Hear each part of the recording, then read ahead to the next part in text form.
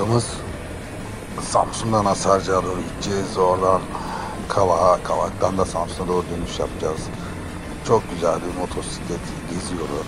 Yani çok fazla trafik yok. Virajlar çok güzel. Manzara efsane, gördüğünüz gibi zaten yeşillikler.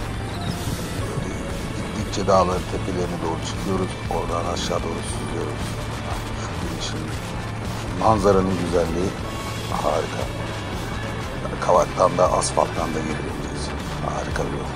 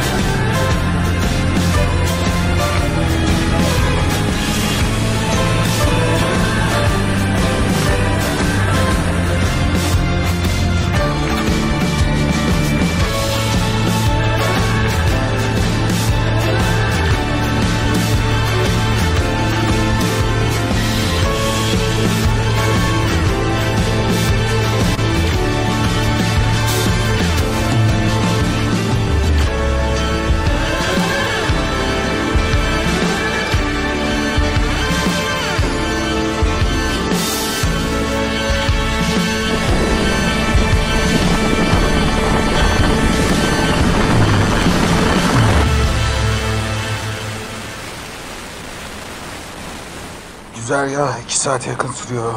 Yol esnasında mola vereceğiniz pek bir yer yok ama kuyulardan çok güzel su içebilirsiniz, çeşmelerden. Asarcık'ta güzel bir köfte yemek için uğranabilir. Dönüşte de Kavak'tan gelirken Çakallı'da mutlaka Menemen yiyebiliriz. Mola verilecek ve gezilecek çok yer var.